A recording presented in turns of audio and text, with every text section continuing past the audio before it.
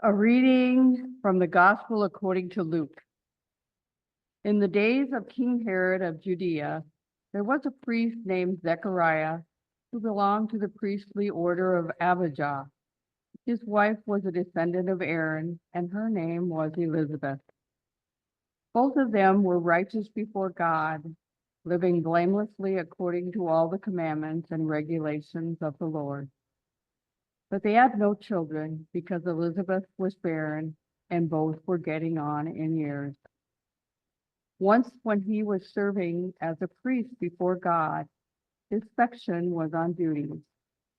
He was chosen by lot, according to the custom of the priesthood, to enter the sanctuary of the Lord and offer incense. Now, at that time of the incense offering, the whole assembly of the people was praying outside. Then there appeared to him an angel of the Lord, standing at the right side of the altar of incense. When Zechariah saw him, he was terrified, and fear overwhelmed him. But the angel said to him, "Do not be afraid, Zechariah, for your prayer has been heard. Your wife Elizabeth will bear you a son, and you will name him John. You will have joy and gladness, and many will rejoice at his birth, for he will be great in the sight of the Lord. He must never drink wine or strong drink. Even before his birth, he will be filled with the Holy Spirit. He will turn many of the people of Israel to the Lord their God. With the spirit and power of Elijah, he will go before him to turn the hearts of the parents to their children, and the disobedient to the wisdom of the righteous, to make ready a people prepared for the Lord."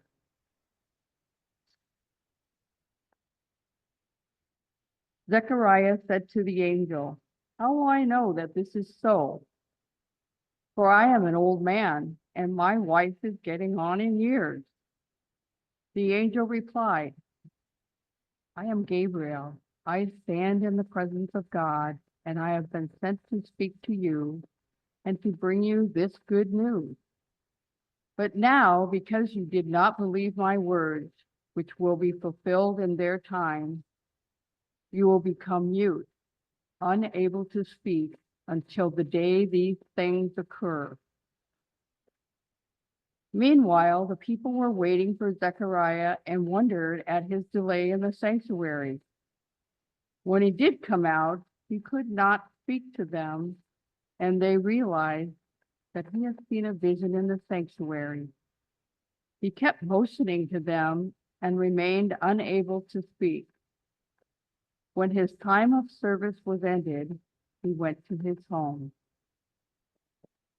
After those days, his wife Elizabeth conceived, and for 5 months she remained in seclusion.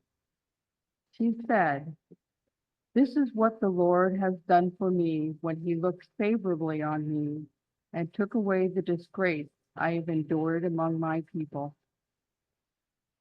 Holy wisdom, holy word. Thanks be to God.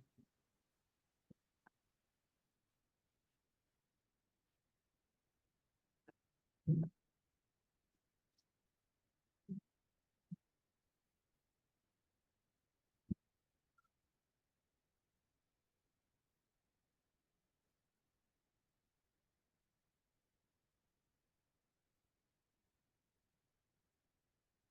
don't know if I should stand. Hello.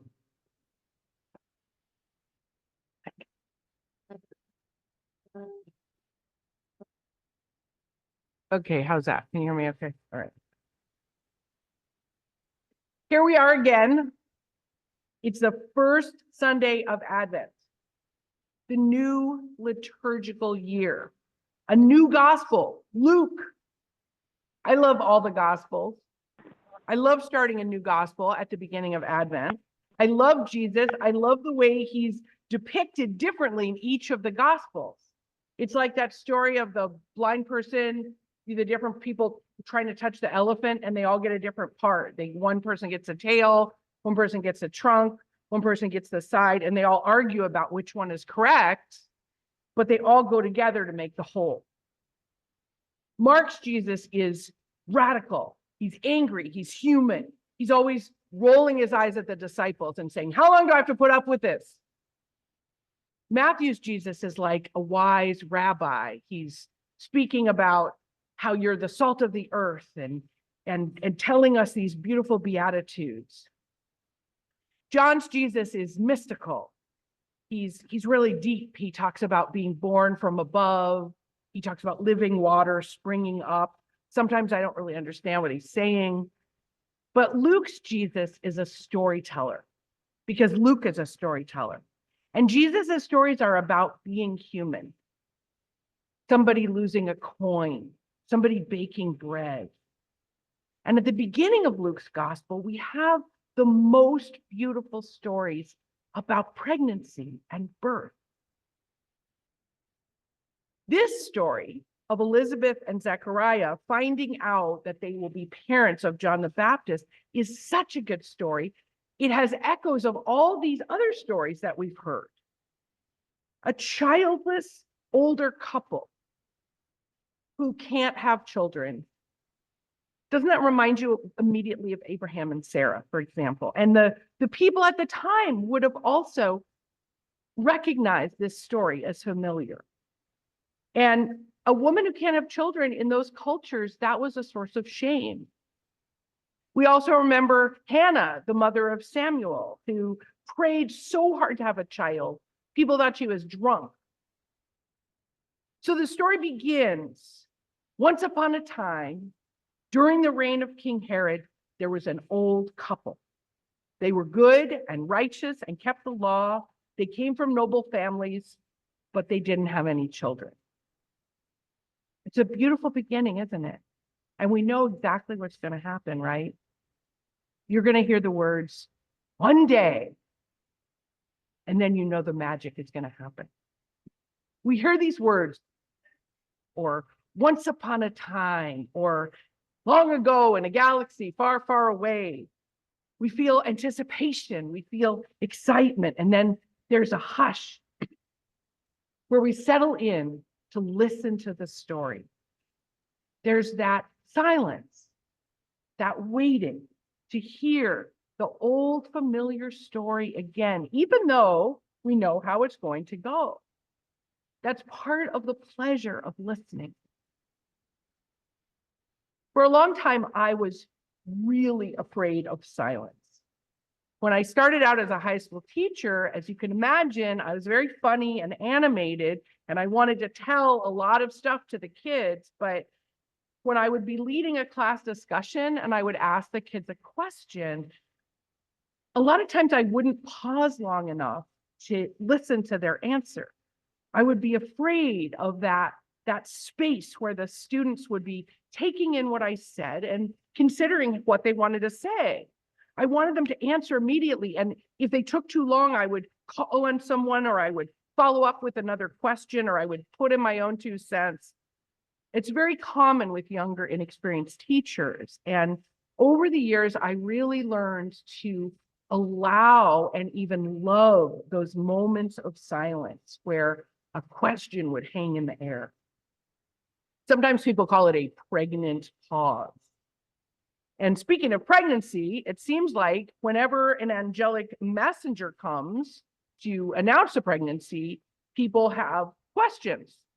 And for Zechariah, in this translation, he says, how will I know that this is so? In other words, how exactly is this supposed to happen? You know, my wife is getting up there, which is a tactful way of saying, well, she probably already had menopause. So how is she going to get pregnant?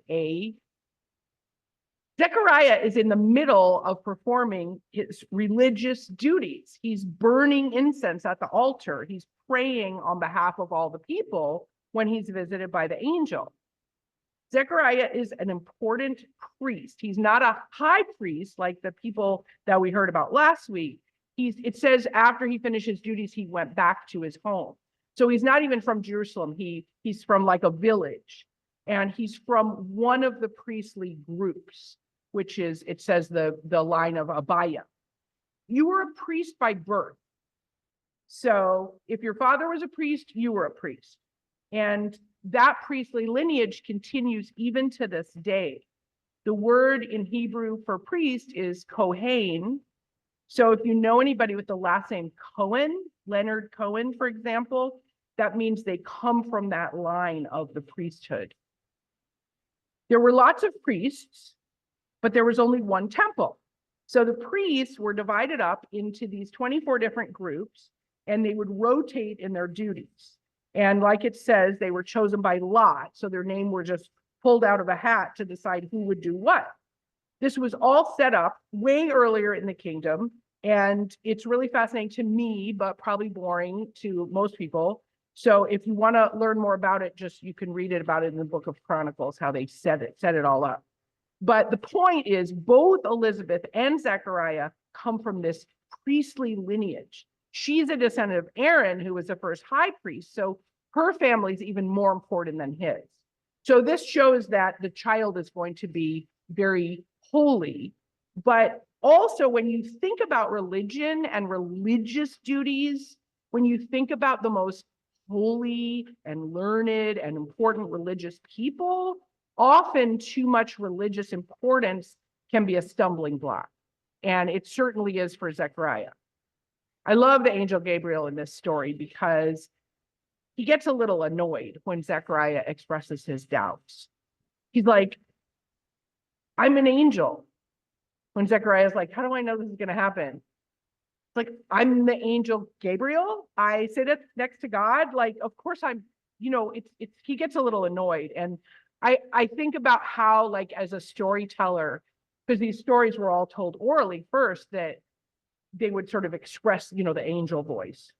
You might think that as a priest, whose duty it is to offer incense at the altar of God, of all people, Zechariah would be able to trust this messenger of God. But sometimes religions are so full of doctrine and order that it's hard to accept a surprise like this. I think visits from angels definitely throw off the routine. As a priest, Zechariah is expected to have a close relationship with God, more direct than the common people. So all these people are crowded around outside, waiting for him to come out and do the prayers. They're waiting for these wise words. And then there's even more humor in the story when Zechariah comes out and they're waiting for him to say something, and all he can do is make hand gestures. How do you think, what are the hand gestures for, like, I was just visited by the angel Gabriel? How do you do that in hand gestures? I don't know. But when the people see Zechariah can't talk, they express real wisdom because they realize seeing some kind of vision. And they know the only real response to an encounter with the divine is silence. As Lao Tzu said, those who know don't talk, and those who talk don't know. Lots of ministers, including myself, should probably ponder that statement. I want to be clear that this period of silence that Zechariah has been given is not a punishment from God for his doubts. It's a natural consequence, and in many ways, it's a gift, because through this period of silence, Zechariah is going to learn humility and openness and trust. I also had to learn that silence is essential to being a good teacher and to having a relationship with the divine.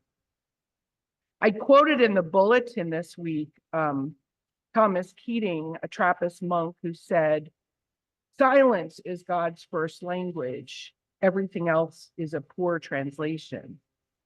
Keating, who just died a couple years ago, he taught an ancient form of silent prayer called century prayer, which is based on a medieval text called the Cloud of Unknowing, which has instructions from the 14th century of how to do this kind of silent meditation to direct, the author says, the arrow of your longing into this cloud of unknowing. I started doing this really seriously about 10 years ago, following the instructions. The instructions are very simple. You choose a sacred word, which is a symbol of your intention to consent to God's presence and action within. And then you sit comfortably. It's not like us sitting on the floor or anything, with your eyes closed, and you gently introduce this sacred word as a symbol of your intention to consent. And then when you get engaged with your thoughts, which you always do, you just ever so gently return to that sacred word. So what happens when we sit in silence with God? The first thing that happens is we realize how noisy our brains are. There's thoughts, memories, ideas, shopping list, body sensations, your nose is itchy. And the instructions for this centering prayer practice are to gently let go of all the thoughts that arise, not resist them, but just gently let them come and go without judgment. And as we return again and again to just sitting in silence, pretty soon we learn that we are not our thoughts. In the long term, with this kind of meditation practice or any kind of meditation, as it develops over months and years, studies have shown that as we sit in silence, we actually grow new neural pathways. The prefrontal cortex is this top part of your brain, and that's the center of consideration, thoughtfulness, compassion. And as you continually do this centering prayer practice, you actually grow new neural pathways from your prefrontal cortex into your amygdala, which is kind of the center of the fight or flight and the instincts. So as you develop a silent prayer practice, we become less reactive, and we're able to pause for a minute before answering some provocative comment that somebody makes. We're less likely to engage in anger, in fear, in self-righteousness. Over even more time, I just heard this on the radio, studies at UCLA show that the brains of people who do silent meditation are actually structurally different from the brains of people who don't have it practice meditation. When you get older, usually just as a matter of course, your prefrontal cortex thins out. And this accounts for why we all have the senior moments and the short-term memory loss. But in people who have these long-term silent prayer practices, your prefrontal cortex actually stays thick and sturdy. So silence is key not only to a relationship with God, but it's key to operating in the world, in my opinion. I think it's key to becoming a better activist, because if you have that grounding, you're less likely to burn out. You're less likely to be attached in your ego to the results of your actions. Over time, as we let go of thoughts, feelings, identification with temporary situations, we're letting go of what Thomas Merton calls our small self, our ego, and finding something deeper. As we sit in silence, we find the ground of our being, our true self that is hidden in God, with Christ, beyond thought. This means our egos are less likely to be bruised. We're more likely to let go of perceived slights. We're less likely to identify with the small self that says, I am what I do, I am what I have, I am what other people think of me. These are false ideas of who we are. And if we sit and allow ourselves to be quiet, we encounter our true selves in relation to the Spirit of God. And the fruits of the Spirit are love, joy, peace, and so on. So Zechariah, in preparing to be the father of John the Baptist, over these 9 months of silence, he has to let go as a priestly authority, as someone who knows how to pray correctly and through this period of silence, as he's transformed into someone who is open and humble and thoughtful, Elizabeth seems to know already that this kind of silence and solitude is important, because right at the end it says she goes into seclusion for 5 months. So perhaps she's preparing in silence as well. There's so much noise these days. There's listening to podcasts when you're doing housework or taking a walk. There's listening to the radio in the car. There's background music, TV, streaming, your phone. The domination system loves noise. Capitalism loves noise. You know, retailers often play loud music in stores because it's shown that people are more likely to buy a bunch of crap that they don't need if there's loud music playing in the store. Constant noise makes us less mindful, more likely to buy, more likely to consume, to look outside ourselves to change the way we feel inside. But Jesus says the kingdom of God is within.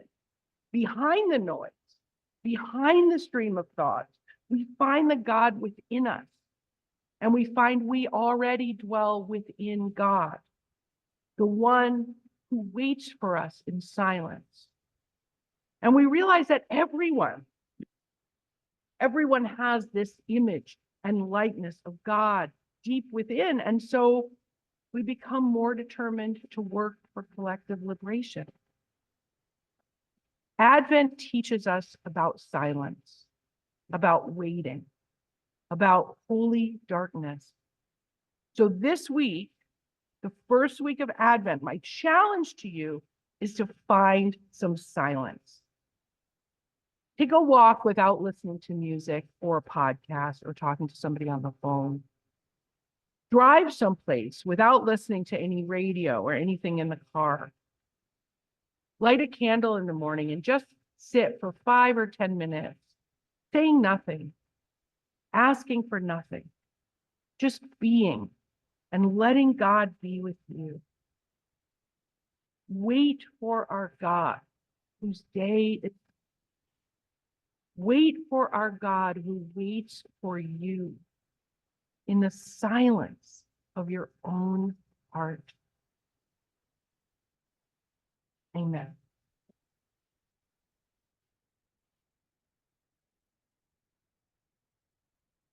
Our hymn of reflection is